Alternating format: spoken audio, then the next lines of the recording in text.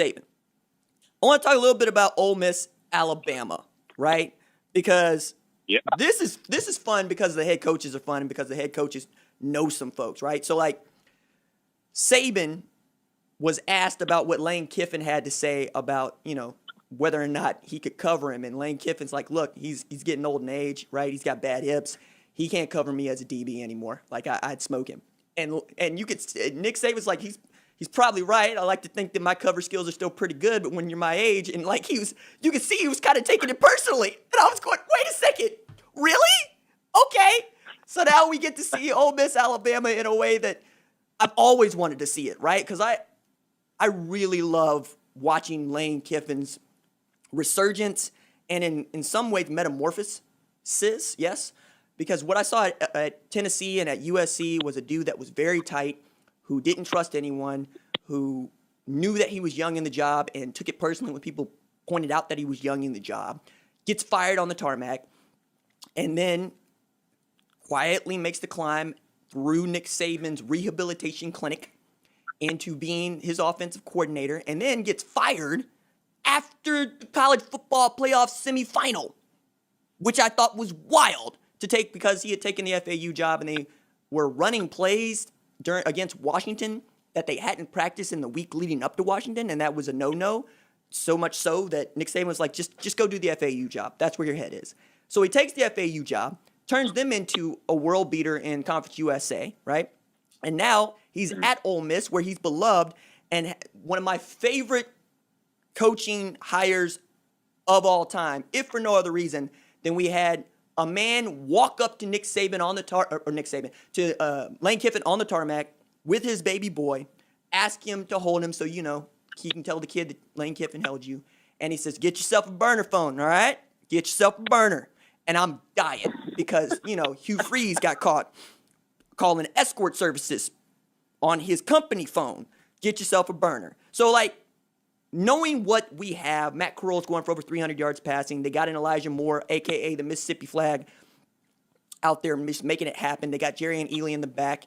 And I expect them to try to unleash John Rice Plumlee. I would love to see him at tailback. I would love to see that. And then on the other side, we know what it is. Mac Jones, Devontae Harris. I'm messing up names this week. Devontae Smith. Good God. Jalen Waddle and Mac Jones. Who you got in this game? I'm taking Alabama, but I've got Ole Miss covering the spread, man. I think this is going to be a shootout because Ole Miss's offense, you mentioned it, there are weapons here. Jerron Ely, Matt Corral has been very good at quarterback this season for Ole Miss. They have John Rice Plumlee. I also think the big thing for me here is Ole Miss has started to establish the presence at receiver that it normally has. I mean, you think about Ole Miss football, they usually have a good wide receiver that helps that offense go, right? I mean, K. Metcalf, J. Brown, Laquan Treadwell. The list goes on and on. I think Jonathan Mingo's emergence against Kentucky, 128 yards, was a big deal for me. You mentioned Elijah Moore. Bottom line is Ole Miss's offense looks really good. It is a strong, humming engine. Problem is the Ole Miss defense is atrocious. You mentioned, Nick Saban may not be able to cover Lane Kiffin, but Lane Kiffin's defense can't cover anyone on Lane Kiffin or Nick Saban's roster.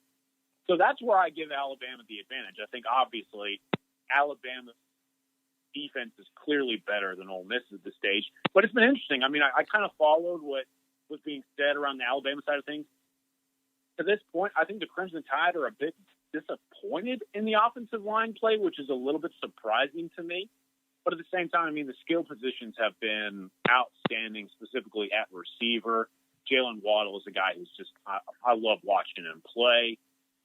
So I think I give the Crimson Tide the advantage here, but I'm expecting points, man. I think Ole Miss, if they get back into a groove offensively, this could be similar to some of the more competitive showdowns we saw from Ole Miss and Alabama a few years ago, i.e. Bo Wallace beating Alabama in the good old days. So I'm excited for this matchup, man. If anyone can dial it up against Nick Saban, it's got to be Lane Kiffin.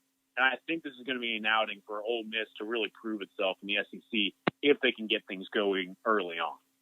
So I would ask this because I made this point that I believe Stetson Bennett and Mac Jones are interchangeable.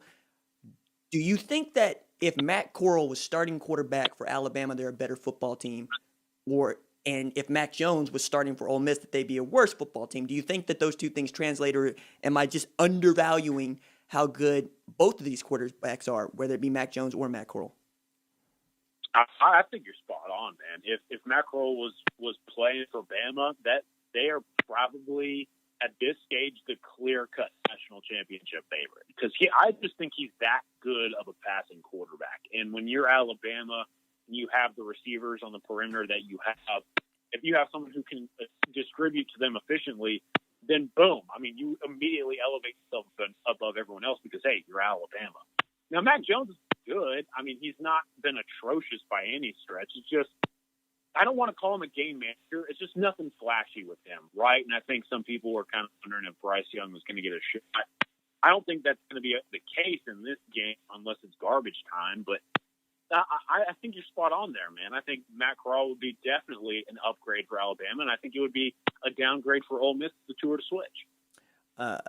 Viewer on the channel, Unique863 with the $5 super chat, made this observation. Bama showed Texas A&M's weakness, and that just happened to be Florida's strength. In the second half, it gets away. He's talking about, of course, number 4 Florida versus number 21 Texas A&M. Now, I want to get into this because I find this to be a referendum on Jimbo Fisher, who had said going into this week, this is a game that we expect to win.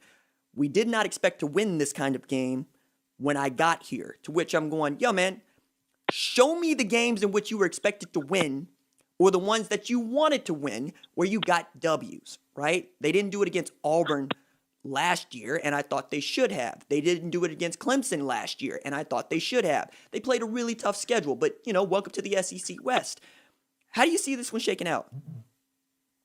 I've got Florida winning for sure. I just don't think A&M is the kind of football team that can really challenge the Gators. Now, granted, this one could get a little bit rough early, but my big thing here is with A&M missing so many receiver presences and Kellen Mond being inconsistent yet again, and the fact that they haven't necessarily been able to run the ball all that well. I mean, obviously they were able to run it decently well against Vanderbilt, but at the same time, I mean, that's Vanderbilt.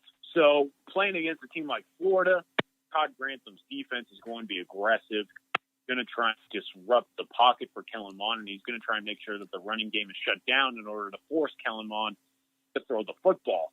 Then I also give Florida the advantage in the defensive backfield because, number one, A&M's receivers just aren't established, and number two, Florida's defensive backs definitely are. So I've got the Gators winning on the road. I have Florida covering the spread as well.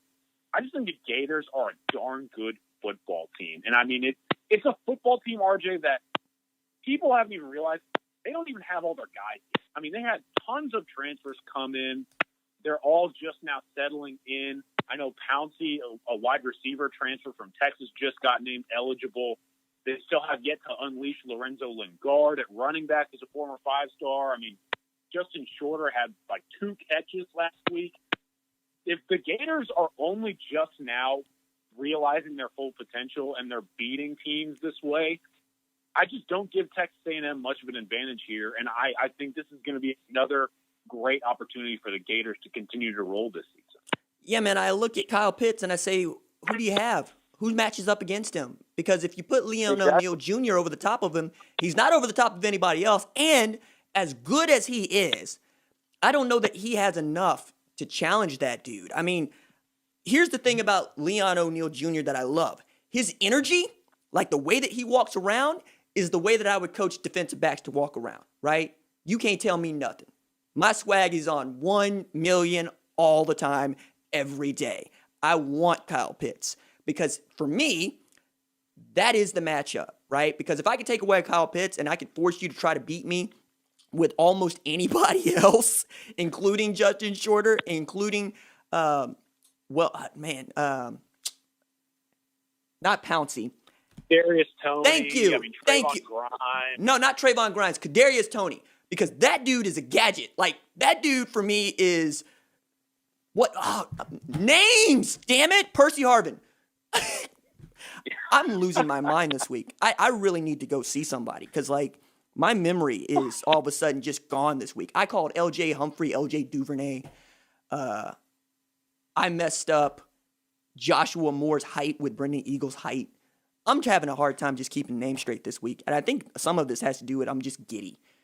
You know, I'm giddy about some of the games that we get to see so early because I can't remember the last time I saw this many matchups that I wanted to see this earlier in the year. And I think a lot of that has to do with the SEC scheduling, to which I wanted to get to this, especially as it relates to Florida and A&M. Let's say A&M pulls off the upset and you get Jimbo Fisher getting a win over Dan Mullen. That puts him in a great position, one, to finish out his contract, and two, to talk about what he's wanted to talk about since he got there, which is a signature win against a team that he's supposed to beat at home. However, Florida does what you think they're going to do. Is this a nail in the coffin for one Jimbo Fisher? It's tough to say right now because, I mean, they signed him to such a giant contract. And I just feel like Texas A&M doesn't have very many other options right now. I mean, who would they go out and hire? Now, look, I don't know if Jimbo's going to be there for the extended future unless he really starts to put things together. But at the same time, I mean, I feel like what Jimbo was brought in to do had a little bit longer of a leash than some of the other coaches brought in across the country. Because, I mean, Texas A&M is fighting for any sort of SEC relevancy after their short burst with Johnny Manziel. And I think the hope is that Jimbo Fisher is going to be able to put it together somewhere down the line. I mean, look, he's recruited pretty well to this point. It's just maybe they allow him a little bit longer duration to put things together. I think this would definitely hurt, especially with it being obviously a home game and everything, but you don't have the full effect of Kyle Field, obviously. You're playing a Florida football team that, look, it's clear-cut favorite in this game. I just don't know that it's the definite nail in the coffin, but it certainly is a knock on his resume, one that's definitely some sort of rebuild as he continues to try and rebuild this Texas A&M football program.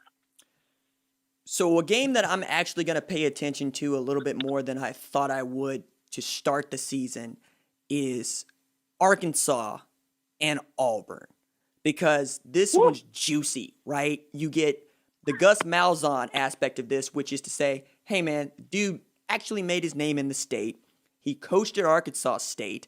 You wouldn't give him a look at Arkansas. And then when he proved he could do something at Auburn, you still didn't really want to give him a look at Arkansas. And then he hires your former head coach in Chad Morris to be his offensive coordinator, all while Arkansas is coming off of a ranked win against Mississippi State in a year in which if they'd have gone 0-10, nobody would have blamed them for it, because this, I believe, was the toughest schedule anybody's ever played in the history of college football. And